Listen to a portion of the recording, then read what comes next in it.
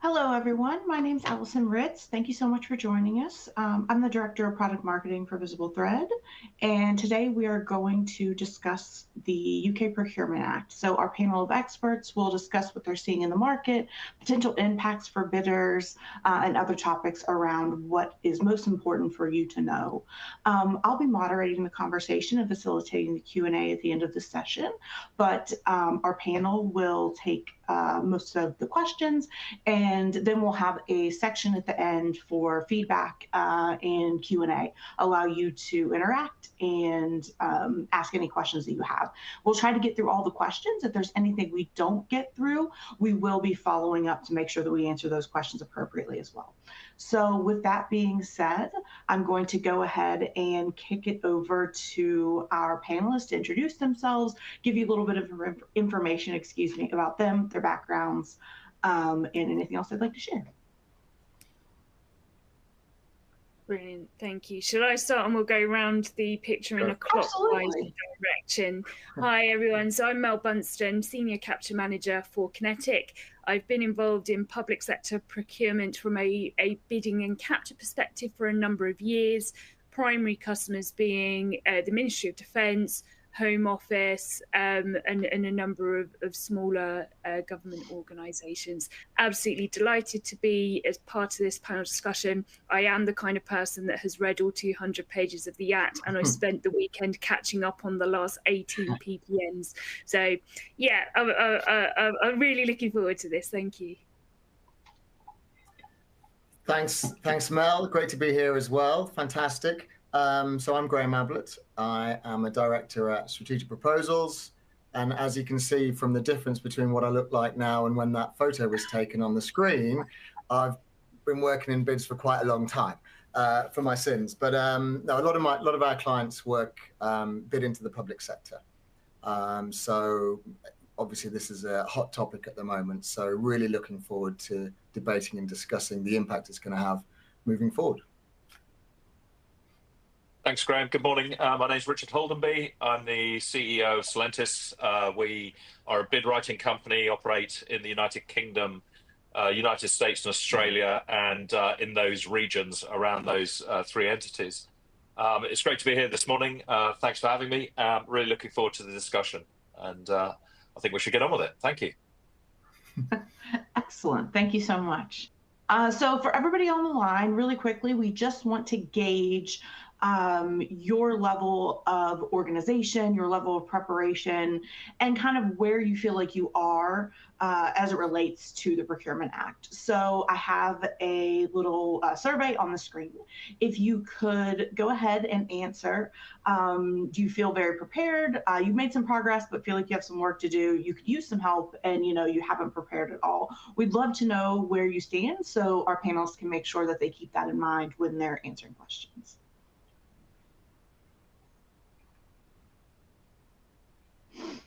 And I'll leave that on the screen, give folks just a minute, and then we'll pop over and look at some of the answers.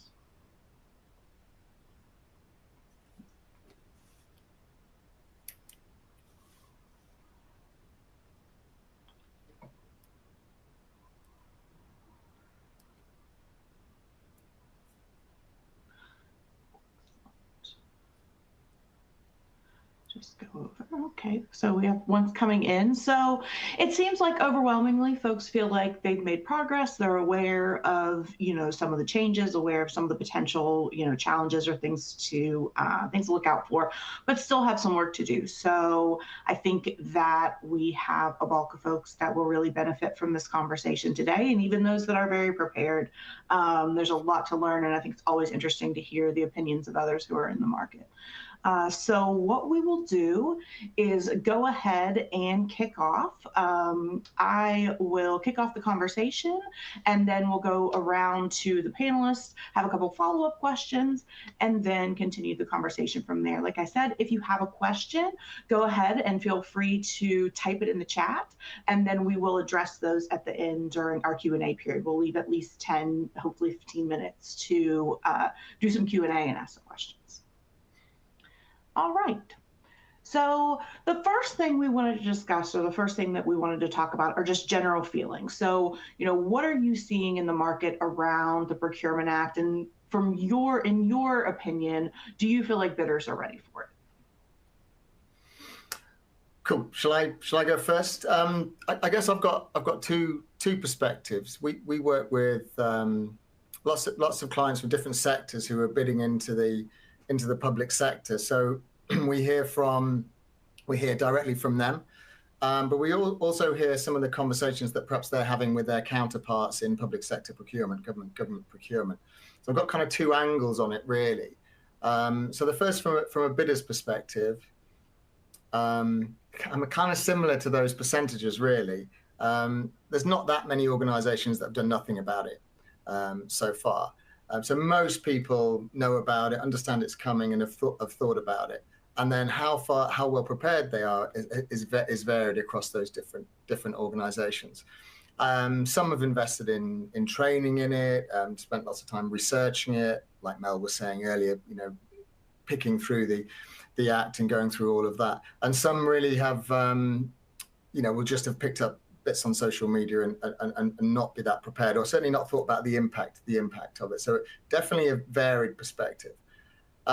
From a buyer's perspective, we've heard quite a few buyers are feeling quite challenged about how they're actually going to implement some of the changes themselves. We've heard that the positives are there's been lots of PR about it, lots of noise about it, but also that's kind of making them nervous about how to implement some of the changes that are coming. So the overall view from a buying perspective, from what we've heard, has been that look, the first few times we go through this process, so kind of if you're bidding into one of the earlier opportunities, it's probably going to be kind of slower than normal, probably going to be quite painful. But over time, these things kind of find a way of working, and it will become business as usual. So I think there's going to be some growing pains around the adoption here. I don't know what you guys have said. No, absolutely. And I think, just feeding on what you said there, Graham, with the go live date of the 24th of February, it almost felt like there was going to be some massive apocalypse that kind of happens on that date. And whilst yes, the Procurement Act did go live on the 24th, it says in the legislation that any procurement that is in motion before that date will continue under the old rules. And that can be as simple as a supplier questionnaire has been released, or they've got sufficiently far through their governance in order to say they've got a procurement in track. And so I think some things will feel a bit business as usual. The deals that you're working on now will continue under the rules that you're familiar with. And so it'll be a few months down the line. I think, absolutely, those first few that come out will feel probably a bit uncomfortable for all as both bidders and buyers get to grips with what the rules actually mean. And I think we saw a flurry of activity at the end of last week on Find a Tender, where all these notifications came out. Someone had a statistic somewhere, it was a significant number. And so, I think we'll keep an eye as to what happens in the future. But I think near term, it will feel fairly comfortable for now. No, thanks, Mel. And we tend to agree. Now, we're seeing most sort of defence and government services tenders. That's where most of our clients are sat. And in terms of the preparation, we think both the communications from the government and the response to it, as in the reading it and taking attention of it, has been very good. And that's been really helpful. I think most of the chatter I've seen around the houses has been around changes to the social value model, and in particular how that might be implemented in our sector. And also this thinking a little bit more about identifying KPIs and that sort of thing. I know the commercial teams amongst our clients have been looking at it carefully and like Mel, getting in amongst the documentation. I think some of the SMEs out there are particularly excited about the the potential for more opportunities for them to get involved in government procurement. But, when I look at the detail, I wonder if there's actually much change. So I think overall, my impression is that until the bidders and their commercial teams actually see a procurement, a new procurement come out, which is based on the Act, there's not that much they can do to actually get ready for it. They'll deal with what they see when they see it. No, that makes a lot of sense. So you mentioned the social value sections of the Procurement Act. So how has the emphasis on social value in the Procurement Act influenced the kind of bidding strategies of public sector suppliers? So what impact do you think that is having and will have moving forward? Yeah, so I think there's some really interesting details in PPN 002. I'll try not to get too nerdy with the different PPNs that came out. But for all things social value, that one's definitely worth a read here. And I think one of the major shifts in that notice was the shift on some key things like the max, the criteria that had been used previously.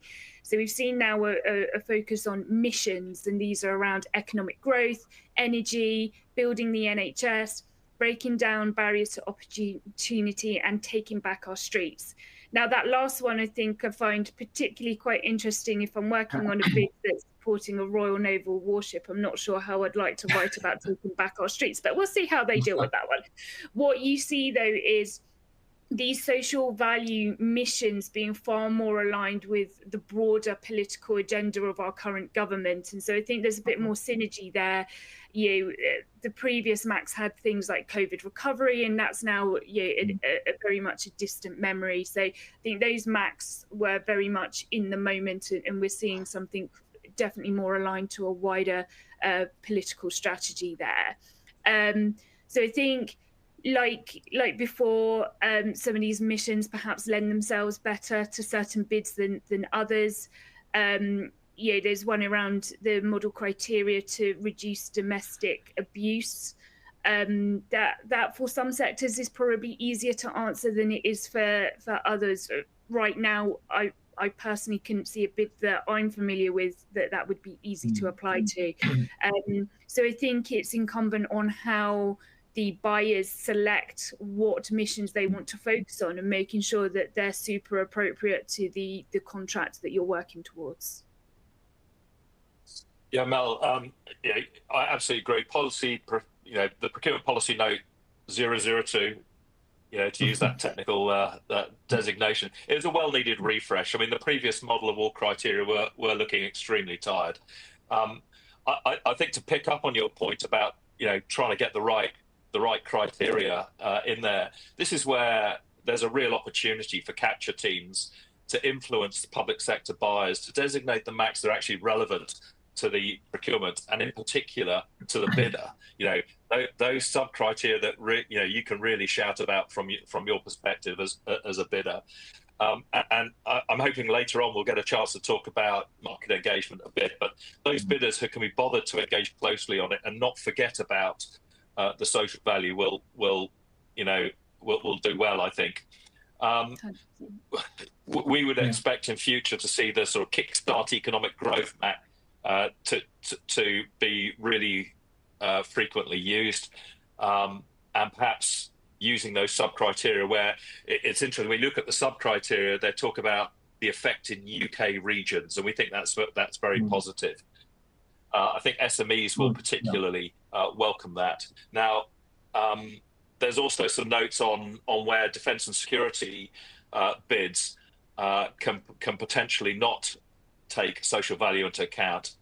I'm really trying to get into the detail on that. I don't know how it's going to pan out, but if defence and security were to do less in terms of social value, my personal belief is this would be retrograde. But it's early days.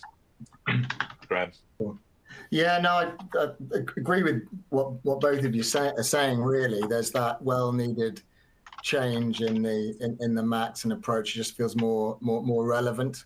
What does that, aside from that, what does that mean for us responding to bids, though? We still need to provide method statements with specific measurable commitments in there. Right, we're still going to need to do that. If you look at the PPN02, you'll see it's very specifically kind of laid out the kind of information they're going to be asking for.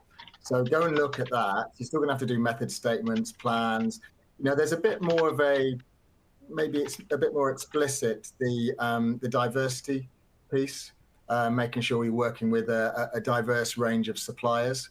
So I think that's a little bit more of a subtle change in there that we didn't touch on. I do think people are going to need to start to think about social value earlier. We've an expert who we're in close communication with, who's from the voluntary charitable sector, and his view is there'll be a stronger emphasis on it, even in the evaluation criteria, that we might start to see that edging up a little bit more from the minimum that's still defined in there. So there's a growing sentiment that we're going to need to engage earlier, understanding, I guess, not just the charities that are in operation in a particular area, but what do the communities require? What are the challenges and specific issues that are happening within the area that the client operates? And then trying to build up selecting and influencing the right missions that are going to help improve some of the areas in that particular area or geography that need improving. So I think that pre-engagement work is going to be key, influencing which are the right criteria for the customer to select, but also being ready to engage with the right organizations in the area from a diverse range of suppliers who can help achieve the outcomes that are required for that particular area. So I think there's a definite pre-market angle there to think about. Just on what you've said there, Graham, there's a nice little loop, isn't there? So if social value becomes part of your organizational DNA, you know what you're strong at, you know what you can then influence the customer and do as part of that early shaping, so that then they ask the questions that are set best place for your organization. Therefore, you're not reacting to a model criteria that doesn't suit your organization. So there's a nice little loop there of how to do social value. Yeah, and it started off being quite reactive, didn't it? Social value hitting us, everybody's reacting to it. I think we're going to need to get proactive with it. Maybe it even influences you not to bid for something because it's not in your sweet spot in terms of your social value sort of strategy. So yeah. Excellent.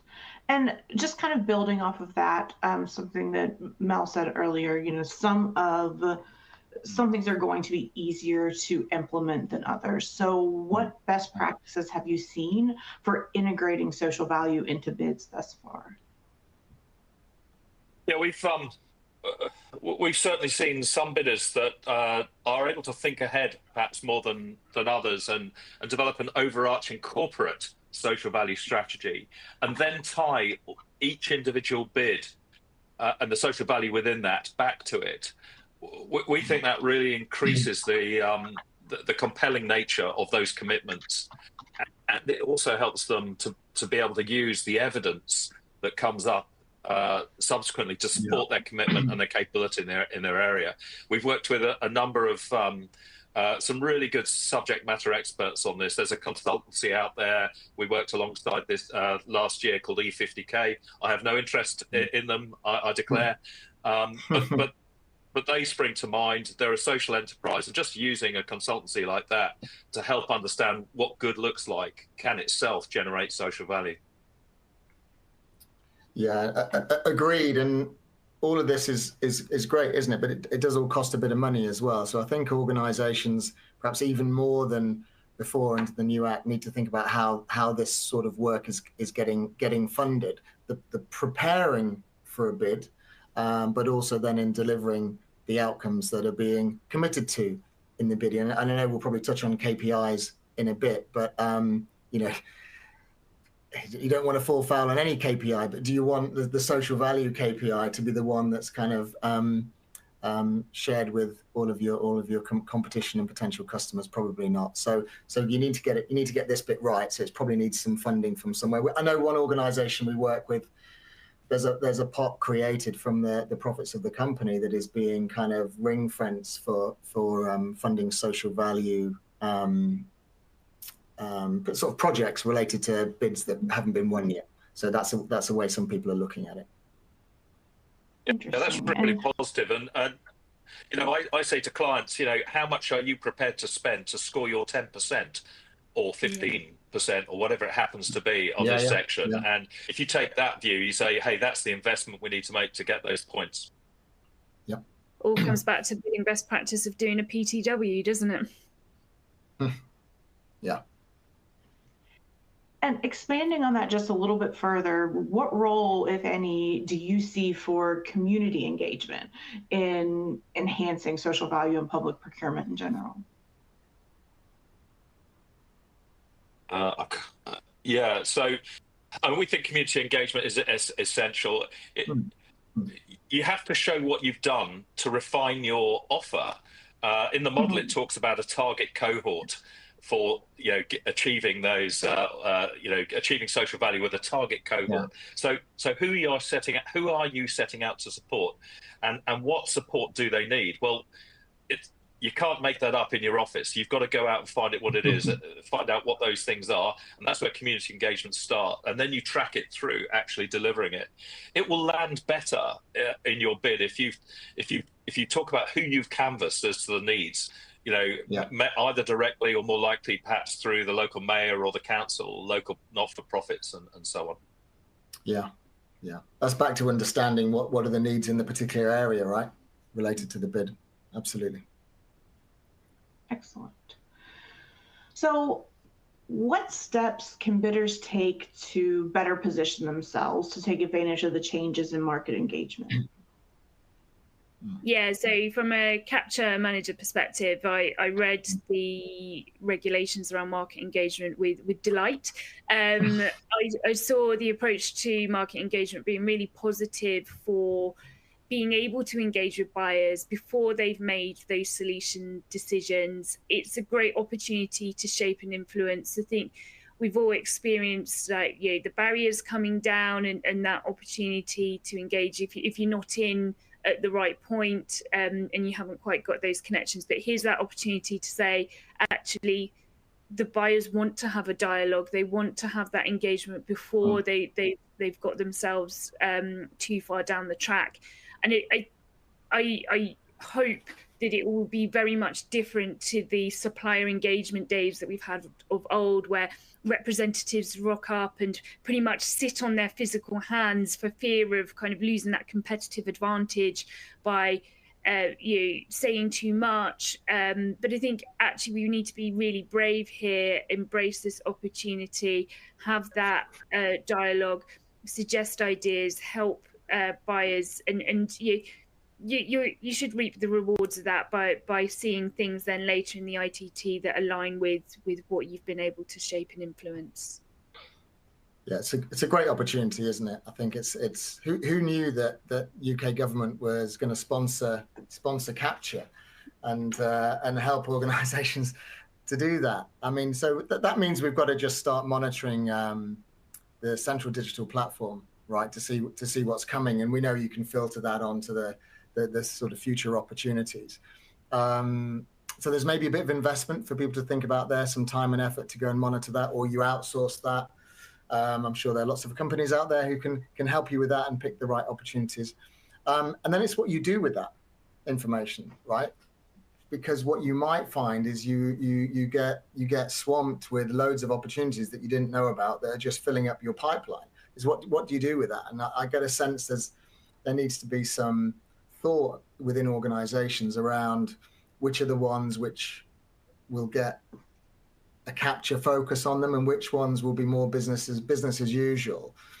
And then what do we do with that? Even at the business as usual level one, what do we do with one where, you know, a salesperson, account manager, a client manager has got an opportunity on their patch that is 6 months away?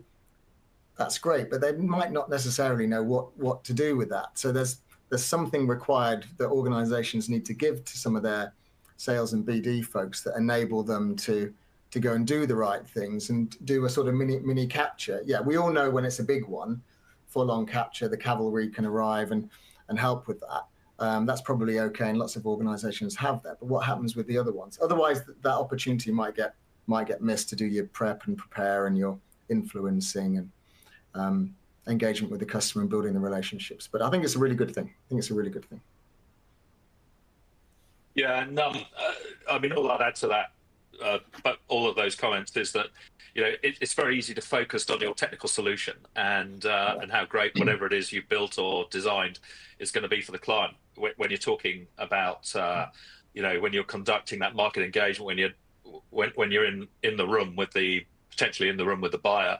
But I would say, I'm scarred by having worked on two very large bids where our client scored the highest score for the technical merits, but they lost the contract because they couldn't make the T's and C's work. So spending a little bit of time in that market engagement, just making sure that the buyer understands that, that the seller has needs too in terms of terms and conditions, and they need to figure out those too. And all together, together with the other discussions you have, it's the one big chance to explain to the authority why the procurement will deliver better outcomes if they do X, Y, or Z, whatever it happens to be. And it's in their interest to, give you a good listening to. They've got to be fair. Everything's got to be clean, but, it's your one chance. Yeah. Absolutely. And, I know you talked a little bit about that there will need to be a difference in approach. So what challenges do you think that bidders face in adapting to the new market engagement practices? I mean, kind of as I was saying, I think it might have a bit of a sort of like a kid in a sweet shop kind of impact here when hopefully these pipelines are built almost from the digital platform. So I think there might be a lot of people getting very excited about what they can see, but it's then getting the playbooks in place, or whatever you want to call it, the approaches of what to do with that information. If you don't get that right, then you're going to miss the opportunity, and maybe one of your competitors are. So I think that for me is the main thing, making sure we're ready and prepared to know what to do with the new information that we've got. Yeah, I mean, it can sometimes seem, kid in the sweet shop, a great metaphor. We use like a dog chasing seagulls on the beach. And certainly I've seen my clients, trying to go for everything that they could do and not really thinking about whether they really are a good fit for the procurement, whether it matches their strategic goals as a company. And then having the tools behind it, a really disciplined bid no bid gate, a really good competitive analysis black hat. So that bidders are focusing their resources. They're not wasting things on what they're unlikely to win. Yeah, I think this could drive some better discipline around qualification. Because you can see what's coming. You should be able to make an earlier decision on whether to sort of pull the plug on one, and let's not invest in it and focus our efforts on this one over here instead. So it should drive that discipline. I still think that the adage of treating everything as qualified out and then qualifying it in, it kind of helps with that, I think. Yeah, that makes a lot of sense. So we touched briefly on KPIs earlier, and I want to make sure that we talk about that. So, what are the potential benefits and drawbacks of the increased KPI reporting for public sector contracts? Yeah, all seems to be they're going to make everything more transparent, right? And I think the reason for that is all good. I think what it's trying to avoid is organizations, and we've all seen this in the market, who tend to go in low on price and then maybe not deliver what was promised or what was committed. Their solution doesn't quite deliver what the customer wanted. And I think it's still one of the main reasons contracts fail, is because there's a disconnect between expectation and what's being delivered. And I think this is a way maybe to at least make that more transparent and more public, that somebody who may have won a contract is now not delivering, in a way to kind of prevent some of that bad behavior. Whereas maybe before, you win the contract but you're not quite delivering, the customer doesn't want to necessarily get rid of you, and then it becomes like a bit of a kind of dirty secret between the winner and the customer. This is kind of washing that hanging the washing up in the garden, and you can all see it, right? It's exposing it. So it's a way to threaten, I think, buyers from going away from that kind of bad behavior. What I hope it isn't is just encouraging the sort of parent-child relationship between authorities and buyers and sellers. That it's not just a tool to kind of threaten them, and is used to maybe twist the arm of the supplier. So I think we have to see what comes out in the first few procurements that go through, and just see how far people go with this. But in essence, it's a good idea to make it more transparent and kind of hold people to account a little bit more. It's just interesting to see how it's actually administered, and it's going to cost somebody, right, to do all this extra admin as well. So how are authorities actually going to deliver on this?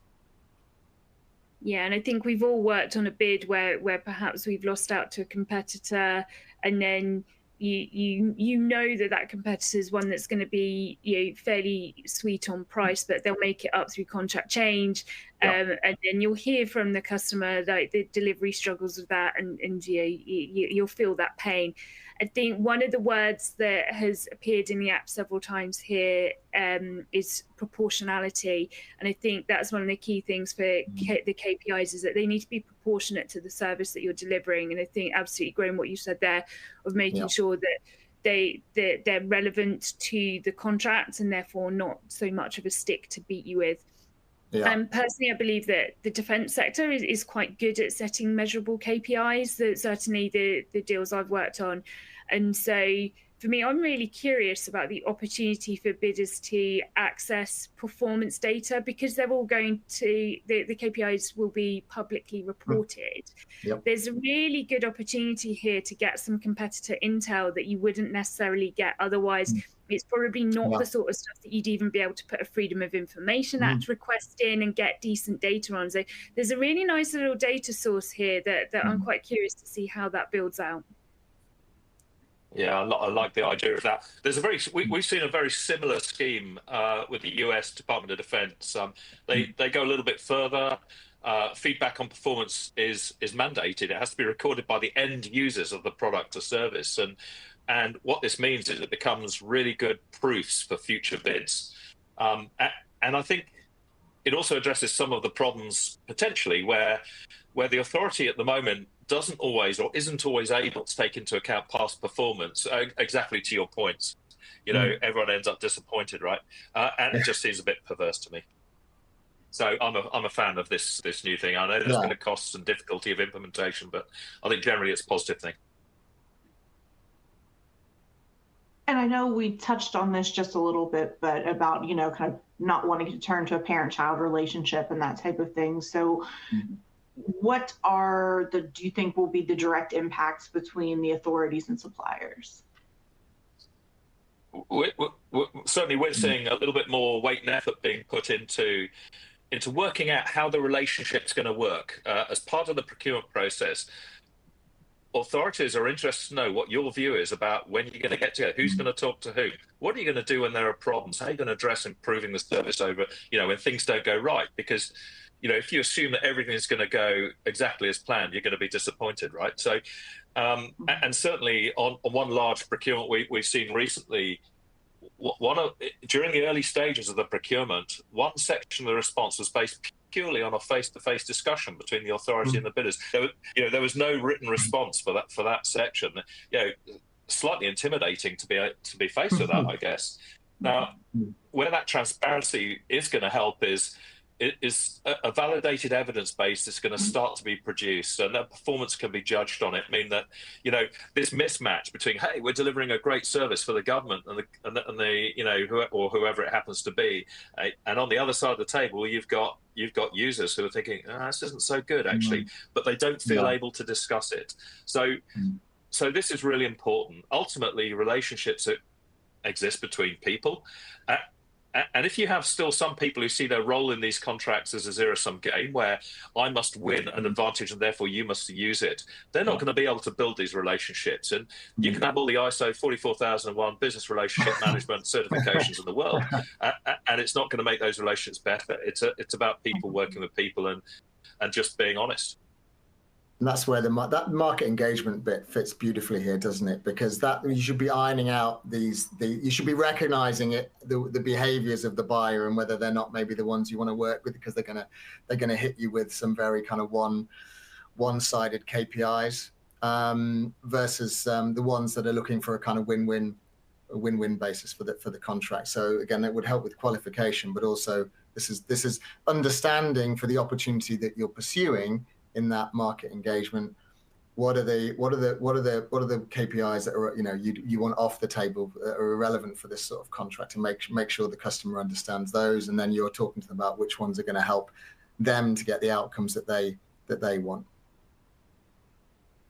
Excellent. So I want to talk a little bit about evaluation. So the shift from meat to mat. So we are dropping the word economically. How do you think that shift will affect the way that bids are evaluated? Oh, how much power is there in the letter E? Who knew?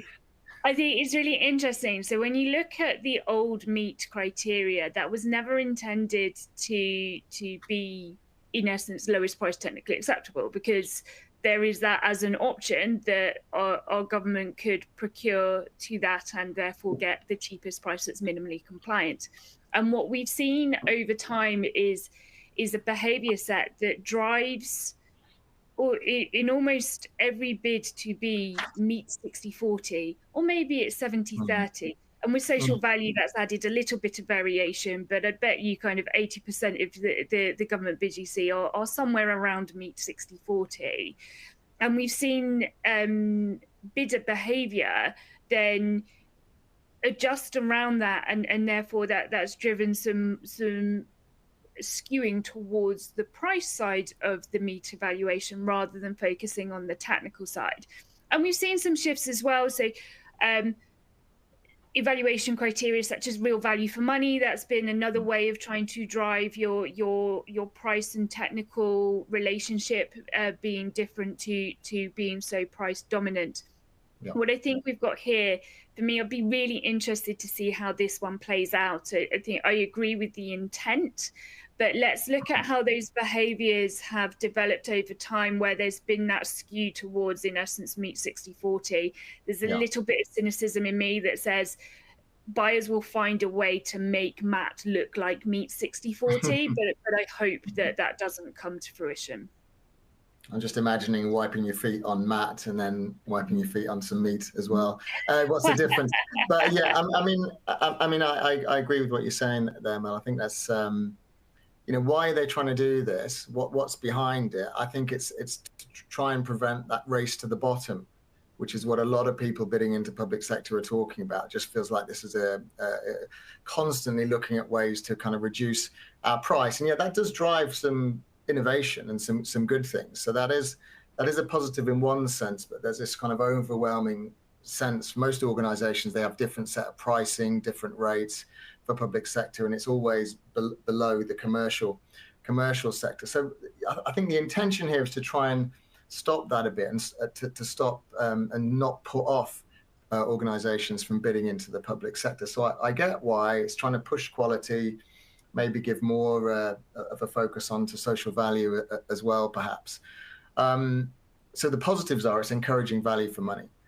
So it makes me think, knowing a lot of people who bid into public sector, we should just be testing our sort of off-the-shelf value propositions for the offerings we've got in the public sector market, because it's going to be, if this works as the intention is, it's the value that you're offering to your customers that will mean more moving forward, rather than how cheap can you offer the service. So have you got, to use an APMP phrase, a set of parametric value propositions using some of that evidence and KPIs, perhaps performance metrics that you've delivered before, benefits you've delivered before for other customers? Have you got a bank of those that you can use as your starting point for developing value props for your specific customers' needs? So I think that's something that people need to perhaps look at if MAT really delivers what MAT should be delivering. The price to win angle as well. I think you mentioned it earlier.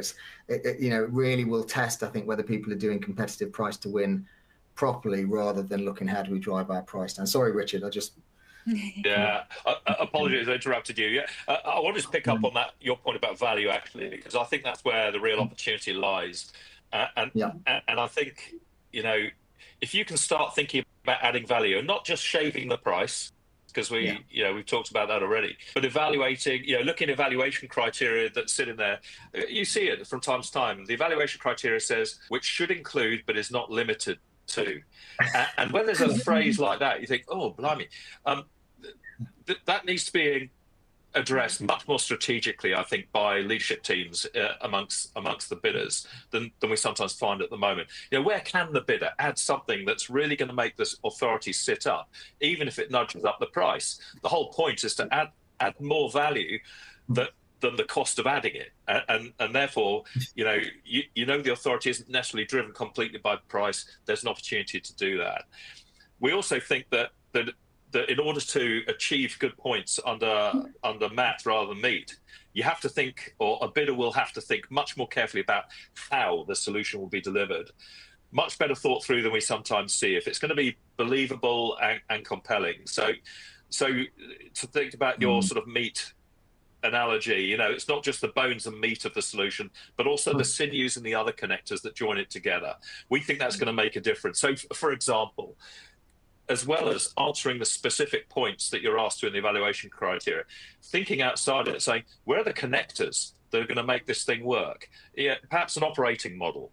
It may not be asked for, but if there is one and it covers all the essentials, such as maybe governance, how it's going to be managed, how you're going to learn from experience, even your leadership philosophy, and then you can refer to those throughout the whole bid in passing, it will come across as the bidder having really thought through not just what they're going to deliver, but how they're going to deliver it.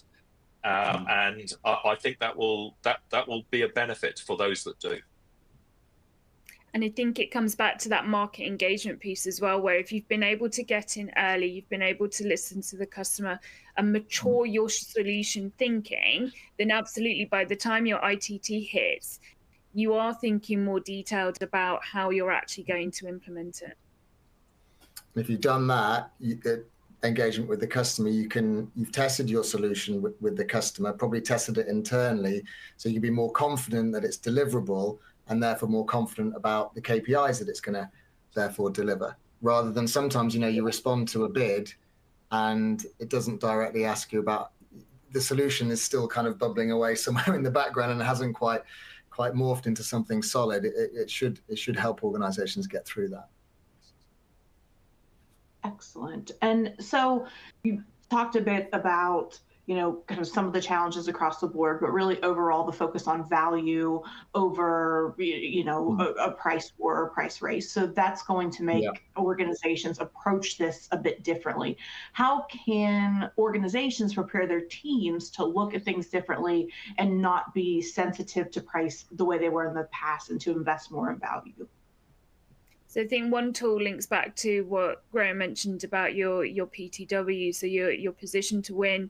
And I think if we can get some early examples of what's coming out under the MAT evaluation criteria and what we said there about value, I mean, I guess part of the reason why people have gone to price is that quantifying value can be quite difficult, but I think we need to get comfortable with that difficulty, and therefore I'd say one thing organizations should do is look at building up those different PTW models, understanding what it looks like, understanding how if you make a tweak in your capture approach, how would that potentially impact your overall opportunity to win. And as we've said all along, in terms of that, even with the meat rules, how the price goes against your technical score. Obviously, there'll be a different correlation, but if you're trying to, as Richard said, increase your value, think about how much is that investment costing your business in order to get those extra couple of marks. Yeah, we're getting short time, I know. So to prepare your teams, focus on the value, think about it, and then take a really hard look at new procurements as they come out, I'd say. Yeah. Excellent. So we'll cover one last topic and then jump in. We do have some questions in the chat, so I want to make sure that we leave time for those. So want to touch really quickly, because I know AI is top of mind for a lot of people and it's constantly part of the conversation. So how is the government's new AI initiative expected to impact public sector procurement in general? Yeah, thanks. That's a great question. And actually, I've spent more time thinking about AI in the past few months than about probably any other subject. Now, given that every office tool on the market right now has a sort of Star of Bethlehem button to invoke some aspect of AI, it's difficult to know how you could ever tick the AI or not tick the AI used box with a clear conscience. You'll have seen the policy procurement note on this, or procurement policy note 017. For me, it comes across as a little naive. I think it's 6 months behind the curve.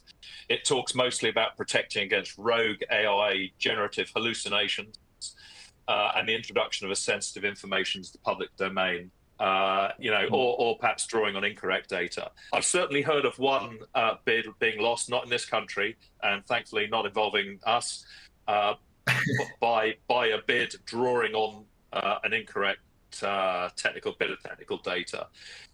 For us, it's more about the competence of the bidders using the tools. So whether the draft bid is produced by a new intern writing it themselves, or the most sophisticated and capable proprietary AI tools on the market at the moment, and some of them are excellent.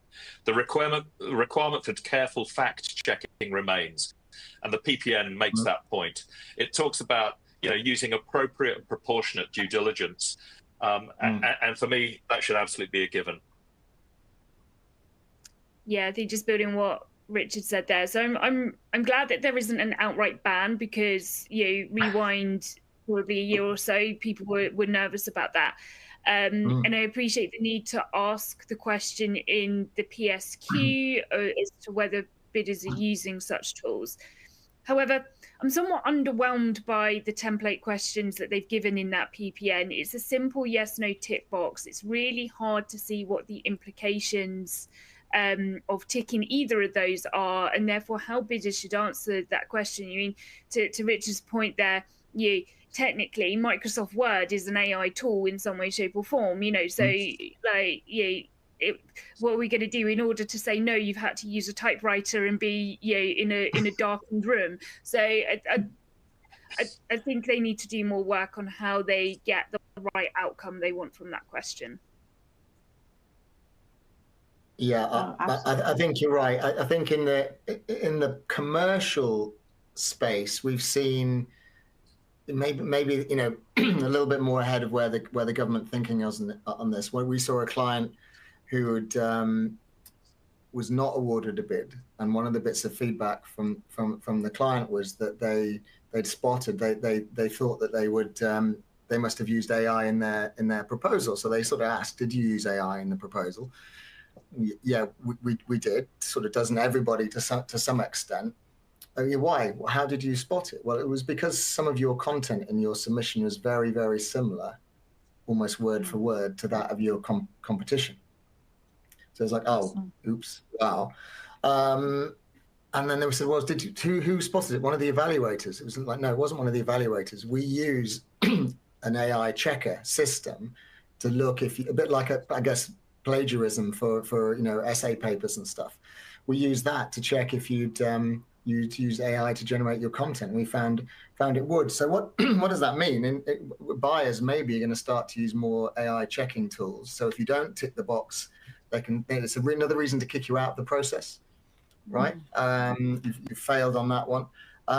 What I hope this doesn't end up with on the bidder's side is organizations just trying to create poor proposals even faster, and maybe procurement to produce poor RFPs even faster, and we just get this kind of worse outcomes for the bidder and the buyer moving forward. I know that's not the intention, but there's maybe a bit of concern there about how this all pans out. No, that's interesting. And I think from an AI perspective across the board in all markets, I think that's a concern of what will it do to the quality of the proposals, the relevancy, and how will AI be used responsibly. Okay, so what I'm going to do now, we have about 10 minutes left. I'm going to go ahead and jump in. We do have some questions in the chat. and want to give folks a chance to get some answers from you while you're here. So first question, how are authorities planning to monitor and release KPI information? So how will they choose the top 3 metrics that the guidance says they must publish?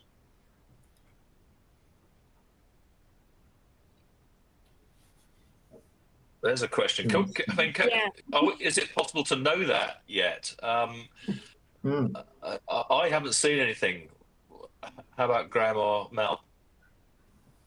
I'm thinking it's going to be down to the authority, and then if you've not influenced the authority, they might be the KPIs you don't want to see in the document. So I don't think I've seen anything where it says they need to be on this topic or this area. I think it's quite open, which is a concern and also an opportunity.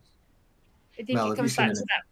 Well, so where my head was going is I think it comes back to that proportionality piece where actually these need to be specific to the contract. So I don't think you're ever going to see a KPI mandated in a certain field because that doesn't allow it to be relevant to the opportunity. So I think when the procurement teams are developing their documentation, that's when the KPI should be relevant to the service. Understood. Do you feel like that's going to be on a per opportunity basis and can vary based on the requesting agency or the customer on what they want to see based on their needs? There'll be different drivers. If you take the time cost quality triangle, there's different drivers across those that the buyers will have. Okay, so next question. Do you know if there's a standard procurement timeline put in place to understand the length on the bidding process from start to end? I don't think there is. I think it will depend on the complexity of the procurement and potentially its size. Thinking back to our last discussion about AI, the timeline's going to get shorter. And that'll be probably a good thing for all of us, or at least for those people who are using those tools, because it means bidders will not have to spend as much money to bid as they do now. It'll make the market more accessible. But as far as the standard procurement timeline goes, I don't believe so.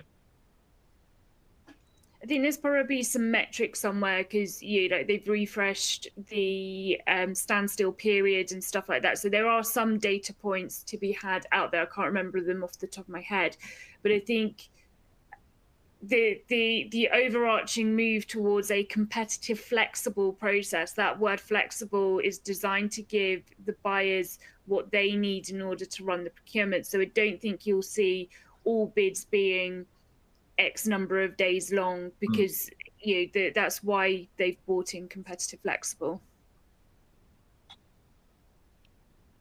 Yeah, no, agree with those points. It's not going to be set in it's not going to be set in stone, is it? There's going to be some variability on it. For sure. Okay, so the next question is, how can a SME position themselves to take advantage of this change to the procurement? Well, you're going to have more visibility of what's going on and what's coming. So then you could maybe start to look at build your pipeline around that.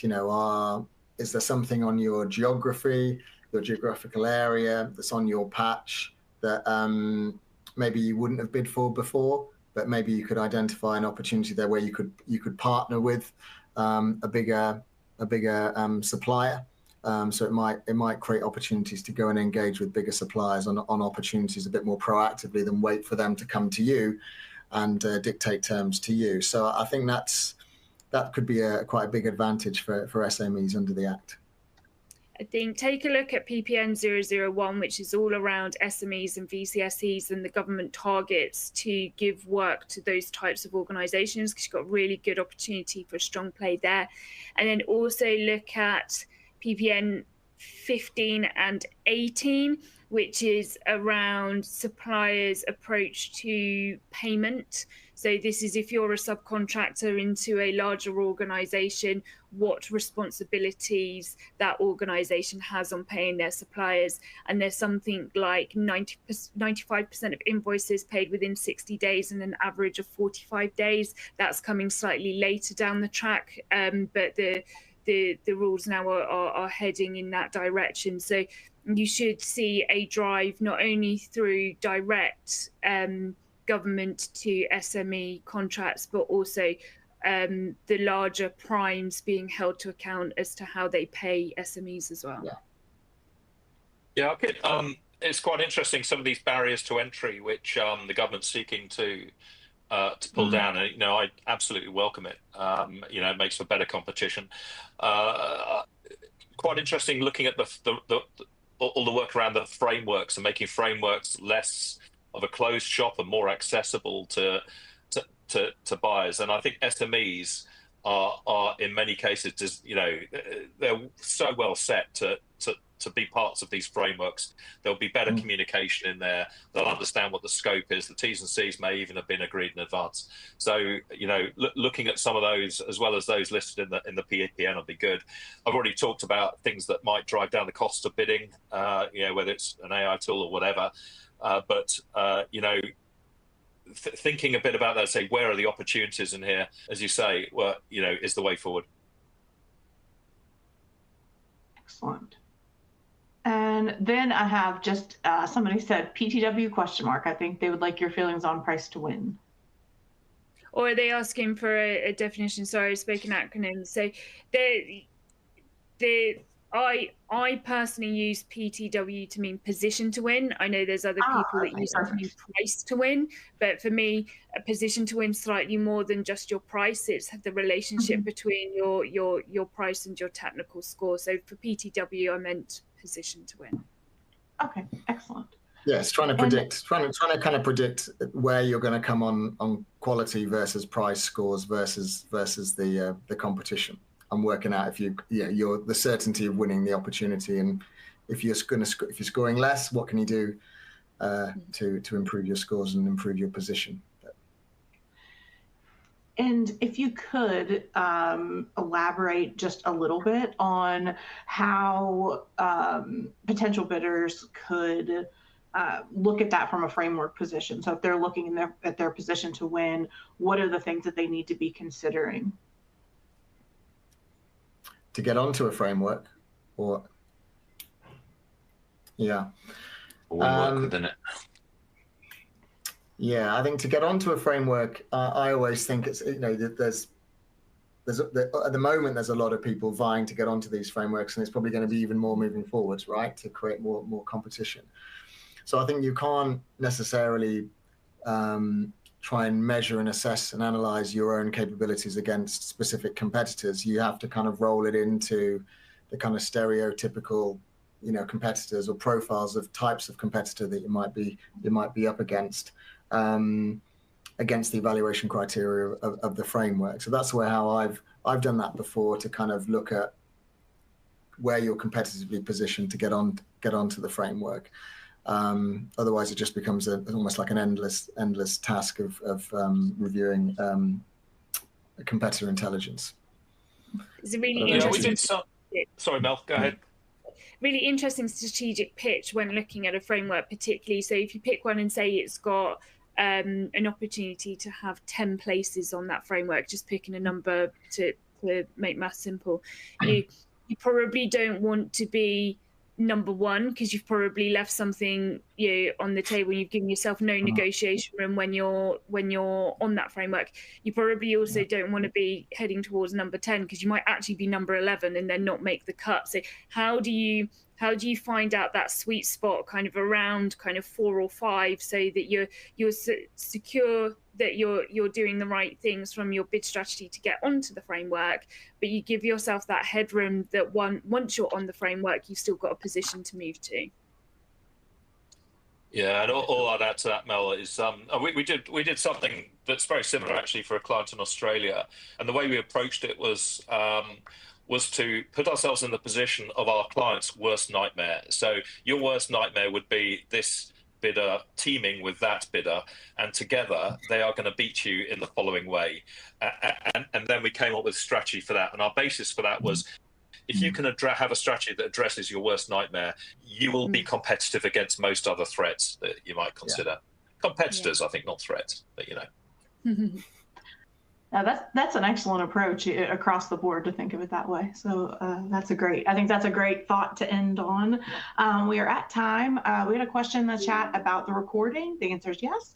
This session is recorded and will be distributed to everybody who registered, as well as those of you who attended today. So we recommend sharing it, taking a look back if there's anybody that would be interested in seeing the information as well. Additionally, take a look at the Visible Thread website. We will post the recording there, and then continue with follow-up information for attendees, information on the Act, how things progress, and what we're seeing in the market. And we can also connect you with our panelists if you would like, if you have any follow-up questions. So again, thank you, Richard, Mel, Graham. Appreciate so much you being here with us today. Appreciate your expertise. And I thank you everyone else for joining, and look out for those follow-up items. Thank you. Thanks, everybody. Wonderful. Have a great, wonderful rest of your day.